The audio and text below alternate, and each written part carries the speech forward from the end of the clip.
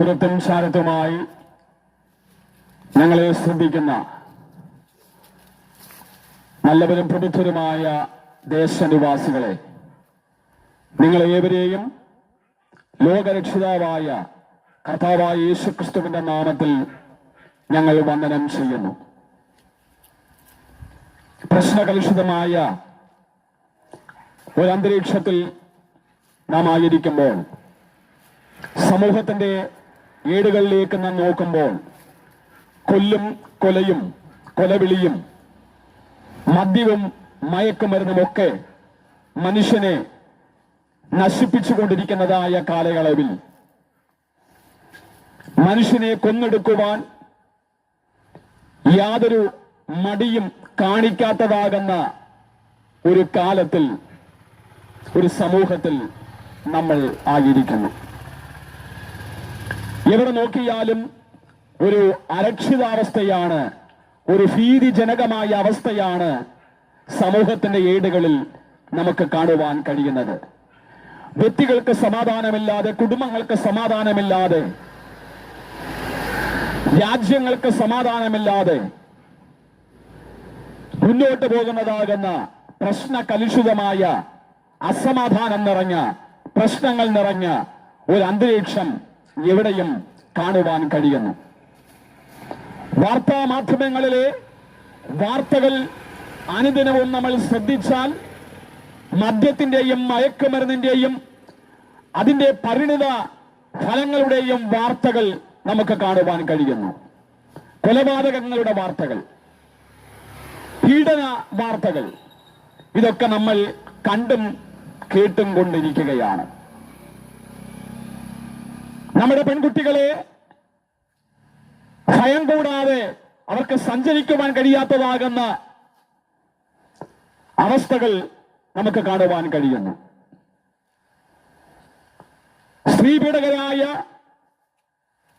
വ്യക്തികൾ വലിയ സുരക്ഷാ സംവിധാനങ്ങളുള്ളതാകുന്ന ജയിൽ ചാടുന്ന അനുഭവങ്ങൾ നമ്മൾ കണ്ടും കേട്ടും കൊണ്ടിരിക്കുകയാണ്.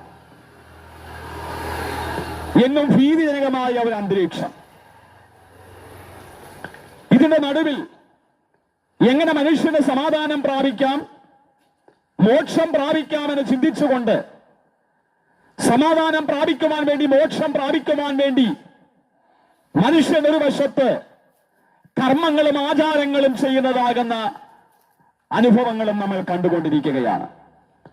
എന്നാൽ മനുഷ്യൻ ആഗ്രഹിക്കുന്നതാകുന്ന മോക്ഷം, അവൻ അവലംബിക്കുന്നതാകുന്ന വഴികളിലൂടെ മനുഷ്യനെ കണ്ടെത്തുവാൻ കഴിയുന്നില്ല. മനുഷ്യൻ ആഗ്രഹിക്കുന്നതാകുന്ന സംതൃപ്തിയും സമാധാനവും പണം കൊണ്ടോ മദ്യം കൊണ്ടോ മയക്കുമരുന്നുകൾ കൊണ്ടോ മനുഷ്യൻ കാട്ടിക്കൂട്ടുന്ന മറ്റ് കാര്യങ്ങൾ കൊണ്ടോ മനുഷ്യന് നേടിയെടുക്കുവാൻ കഴിയുന്നില്ല. പണം ചെലവഴിച്ചാൽ മനോഹരമായ കൊട്ടാരങ്ങൾ പോലുള്ള ഭവനങ്ങൾ പണിയുവാനായിട്ട് കഴിയും. പണം ചെലവഴിച്ചാൽ നല്ല വില കൂടിയ ബെഡുകൾ വാങ്ങുവാൻ കഴിയും.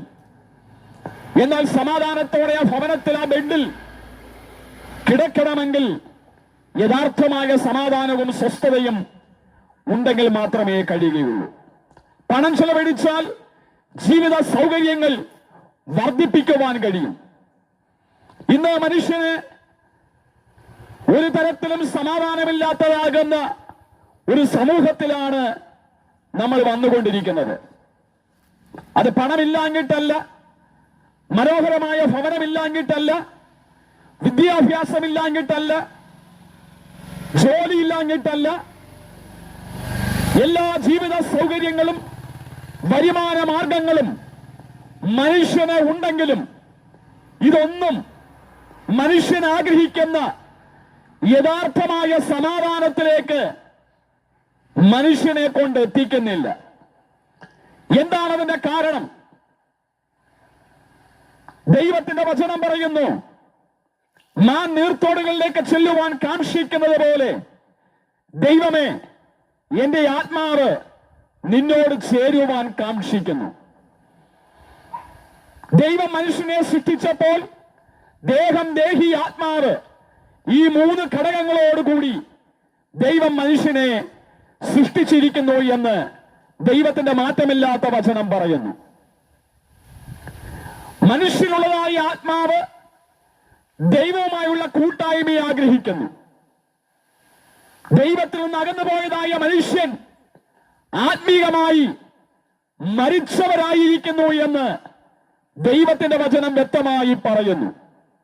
അങ്ങനെ ആത്മീകമായി മരിച്ചവരായ, ദൈവത്തിൽ നിന്ന് അകന്നുപോയതായ മനുഷ്യനെ ദൈവത്തോടുള്ള സംസർഗത്തിൽ ജീവിക്കുവാൻ, ദൈവത്തോടുള്ള കൂട്ടായ്മയിൽ ജീവിക്കുവാൻ, ദൈവത്തിന്റെ സ്നേഹമെന്തെന്ന് അവൻ അറിയുവാൻ ദൈവം തന്നെ തന്റെ പുത്രനാകുന്ന യേശുക്രിസ്തുവിനെ ഈ ലോകത്തിലേക്ക് അയച്ചു. യേശുക്രിസ്തു ഒരു പ്രത്യേക വിഭാഗത്തിലുള്ളവരുടെ ദൈവമല്ല. യേശുക്രിസ്തു ഒരു മതവും സ്ഥാപിച്ചിട്ടല്ല. യേശുക്രിസ്തു ഈ ലോകത്തിൽ വന്നത് ഒരു മതം സ്ഥാപിക്കുവാനല്ല, കുറെ തത്വസംഹിതകൾ പറഞ്ഞിട്ട് പോകുവാനല്ല യേശുക്രിസ്തു ഈ ലോകത്തിലേക്ക് വന്നത്. ബൈബിളിലെ പ്രവചന പുസ്തകങ്ങൾ പഠിച്ചാൽ യേശുക്രിസ്തു ഈ ലോകത്ത് മനുഷ്യനായി ജനിക്കുന്നതിന് 700 വർഷങ്ങൾക്ക് മുമ്പേ യേശുക്രിസ്തു എവിടെ ജനിക്കുമെന്നും ആരിൽ കൂടെ ജനിക്കുമെന്നും ക്രൂശുമരണം അനുഭവിക്കുമെന്നും 3-ാം നാൾ ഉയർത്തെഴുന്നേൽക്കുമെന്നും യേശുക്രിസ്തുവിനെ കുറിച്ചുള്ള പ്രവചനങ്ങൾ പ്രവചന പുസ്തകങ്ങളിൽ ഉണ്ട്. അങ്ങനെ ആ പ്രവചനമനുസരിച്ച് കാലസമ്പൂർണതയിൽ സ്ത്രീയുടെ സന്തതിയായി യേശുക്രിസ്തു മനുഷ്യനായി ലോകത്തിൽ വന്നു. ദൈവത്തിന്റെ വചനം വ്യക്തമായി പഠിക്കുമ്പോൾ സാക്ഷാൽ ദൈവമായിരുന്നവൻ, ദൈവപ്രതിമയായിരുന്നവൻ, തേജസ്സിന്റെ പ്രതിഭയായിരുന്നവൻ മനുഷ്യനായി ഈ ലോകത്തിൽ അവതരിച്ചു. എന്തിനു വേണ്ടിയാണ് യേശുക്രിസ്തു ഈ ലോകത്തിൽ വന്നത്? ദൈവത്തിൽ നിന്ന് അകന്നുപോയതായ മനുഷ്യനെ ദൈവത്തോടുള്ള കൂട്ടായ്മകൾ നടക്കുവാൻ, ദൈവത്തിങ്കിലേക്ക് അടുപ്പിക്കുവാൻ മതങ്ങൾക്കോ ഇസങ്ങൾക്കോ ഈ ലോകത്തിലെ മറ്റ് സംവിധാനങ്ങൾക്കോ കഴിയാതെ ഇരുന്നപ്പോൾ ദൈവം ഒരുക്കിയതാകുന്ന ഒരു രക്ഷാമാർഗമാണ് സാക്ഷാൽ കർത്താവായ യേശുക്രിസ്തു. സകല മനുഷ്യരെയും സ്നേഹവാനായ ദൈവം സ്നേഹിക്കുന്നു. ഈ ദേശത്തുള്ള ഓരോ വ്യക്തികളെയും, ഓരോ കുടുംബങ്ങളെയും സർവശക്തനും സർവജ്ഞാനിയുമായ ദൈവം സ്നേഹിക്കുന്നു. ജീവിക്കുന്ന ഒരു ദൈവമുണ്ട് എന്ന് ചിന്തിക്കുന്ന, പഠിപ്പിക്കുന്ന നിരീശ്വര ചിന്തകന്മാർ ഒരുപക്ഷേ ഈ ദേശത്ത് കാണുമായിരിക്കും. എന്നാൽ പ്രിയമുള്ളവരെ, നമ്മൾ ലോകത്തിലേക്ക് നോക്കിക്കഴിഞ്ഞാൽ ഏതെല്ലാം കാര്യങ്ങളിലൂടെ ദൈവമുണ്ട് എന്ന് നമുക്ക് മനസ്സിലാക്കുവാൻ കഴിയും. പ്രകൃതിയിലേക്ക് നോക്കുക, ആകാശത്തിലേക്ക് നോക്കുക, സൗരയൂഥങ്ങളെ പറ്റി ചിന്തിക്കുക, നക്ഷത്രങ്ങളെ നോക്കുക. ഇതിനെയെല്ലാം ചമച്ച ഒരു ദൈവമുണ്ട്. ആ ദൈവം സ്നേഹവാനാണ് എന്ന് വിശുദ്ധ ബൈബിൾ വ്യക്തമായി പറയുന്നു. ഈ സ്നേഹവാനായ ദൈവം എങ്ങനെ മനുഷ്യനെ സ്നേഹിച്ചിരിക്കുന്നു? ബൈബിളിലെ പ്രവചന പുസ്തകമായ യിരെമ്യാ പ്രവചനം 31-ാം അധ്യായം 3-ാം വാക്യത്തിൽ ദൈവം ആ പ്രവാചകനിലൂടെ അരുളി ചെയ്യുന്നു, നിത്യ സ്നേഹം കൊണ്ട് ഞാൻ നിന്നെ സ്നേഹിച്ചിരിക്കുന്നു.